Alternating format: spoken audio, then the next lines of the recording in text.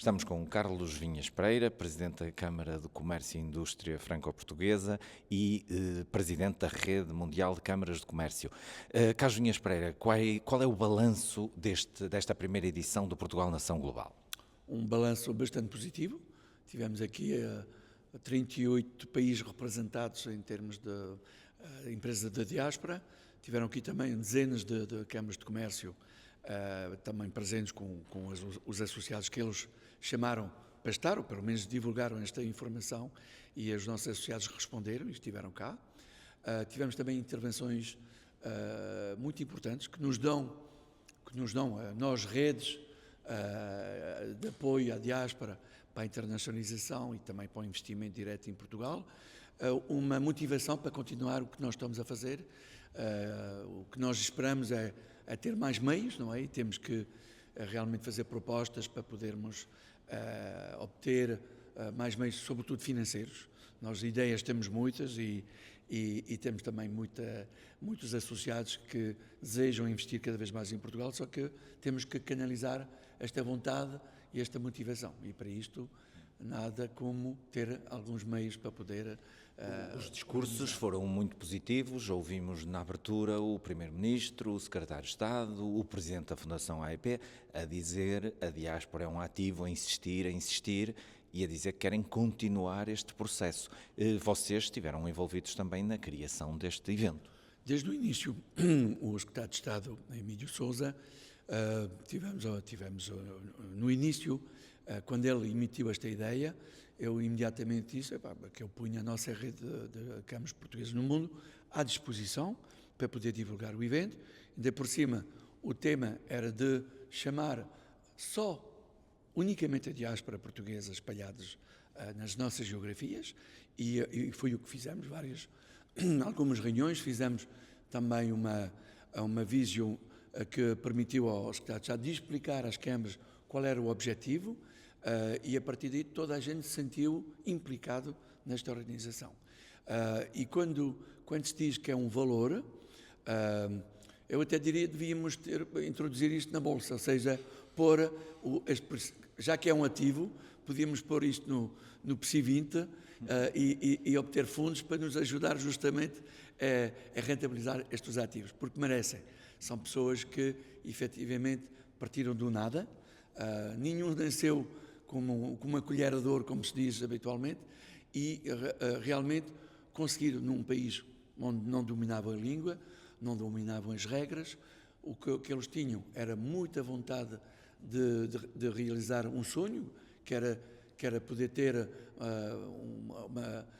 fontes de receita mais importante para poder ter uma vida mais digna para a família, e a partir daí família e continuaram foram bem acompanhados, e hoje em dia o balanço da maior parte é um sucesso. E este sucesso agora que eles tiveram nas geografias onde eles estão, querem realmente fazer alguma coisa para o Conselho, ou para o país, para a região de onde eles são oriundos. E aí é que está o chamariz para poder justamente interessar e propor. O que nós queremos é propor a esta gente que está com boa vontade, está com alguns meios, poder propor boas oportunidades de investimento. E nós sabemos onde elas estão. A Rede Mundial vai se reunir brevemente para uma Assembleia Anual? Sim, uma Assembleia Geral, que é um ato administrativo, que é uma vez por ano, mas vai ser o terceiro encontro da rede das câmaras de comércio portuguesas no mundo. A primeira foi em Lisboa, onde foi criada esta rede. A segunda foi no Porto portanto, vamos pela primeira vez sair fora de Portugal e escolhemos, ou seja, a Câmara de Comércio belga mostrou-se disposta a organizar o evento lá, e ao mesmo tempo fazemos a nossa Assembleia Geral e o nosso terceiro encontro anual. E em França, a situação é boa e recomenda-se. Quantas empresas, eu perguntava esta manhã a um autarca, quantos autarcas já em França de origem portuguesa? A resposta é, não sei, mas são muitos. Como é que é com as empresas portuguesas em França? É a mesma resposta? Não, eu sei exatamente quantos são em França, porque fiz um estudo sobre 20 anos sobre o desenvolvimento desta diáspora. Eram 25 mil em 2005, quando foi criada a Câmara de Comércio, e em 2025 são agora mais de 50 mil. E, claro, com setores diferentes. Os primeiros eram aqueles tradicionais da construção, do transporte, da limpeza, e hoje em dia é muito mais diversificado, sobretudo com a segunda geração e a terceira geração.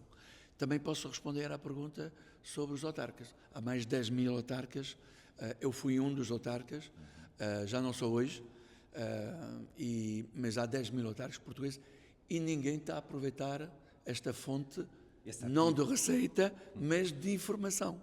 Porque eles é que sabem se há adjudicações, quais são as obras que estão previstas a fazer, e eles é que podem, em primeira mão, informar, podem informar a Câmara de Comércio, podem informar outras redes, para nós podermos preparar uma resposta via as nossas empresas portuguesas da diáspora em França, por exemplo, estamos a falar agora de França.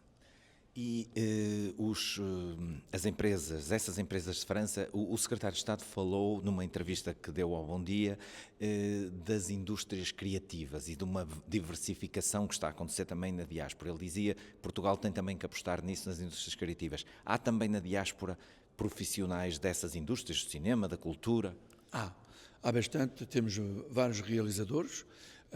O Rui Ben Alves foi o realizador da Gaiola Dourada, 8 milhões de entrada, e temos o Fonseca, o Cristóvão Fonseca também, que é um realizador de documentários, muito bem visto pelas autoridades francesas. Aliás, ele trabalha mais para a indústria francesa do que portuguesa, mas tem aquela fibra, como nós temos todos, e o Raul também tem, e que nos obriga, entre aspas, a criar alguma coisa, sobretudo sobre a nossa cultura e a nossa história.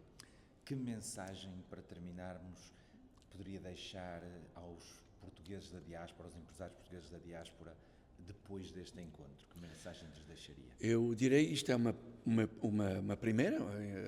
primeiro fórum. O Portugal, Nação Global, está muito bem escolhido. Já disse ao Dr. Emílio Sousa, que não sei quem é que é o dono, mas vamos dizer que é a Secretaria de Estado das Comunidades Portuguesas. É um nome realmente que não se podia encontrar melhor, porque o tal Portugal Global responde àquele clichê que diz que há português da primeira e que há português da segunda. Hoje em dia não, estamos a falar de globalização, e um português em Portugal e um português na Austrália é um português, e são factos. Estamos a falar de ADN, e o ADN não se brinca com o ADN, não é?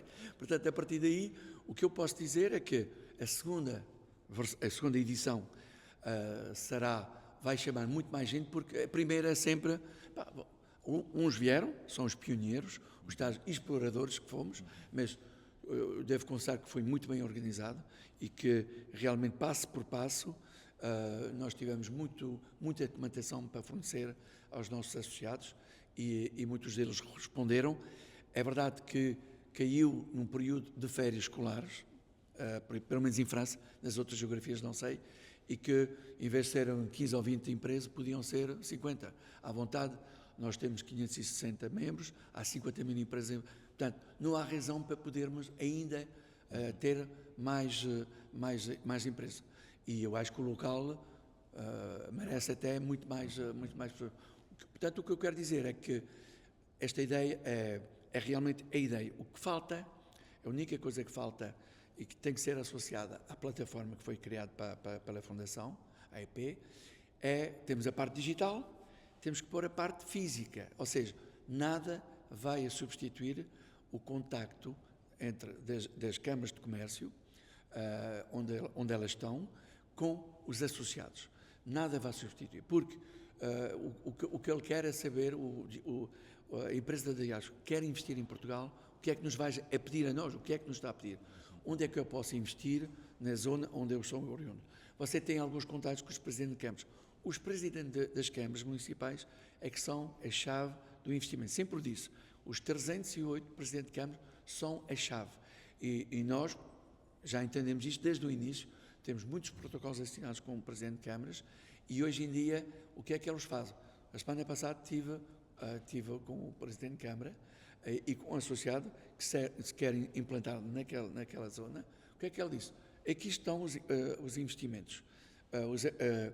Uma casa de terceira idade, habitação social, habitação intermediária, um local comercial e, mais ou menos todas, têm parques industriais onde eles têm que pôr indústria, têm que pôr empresas para poder criar empregos. Assim é que funciona o município.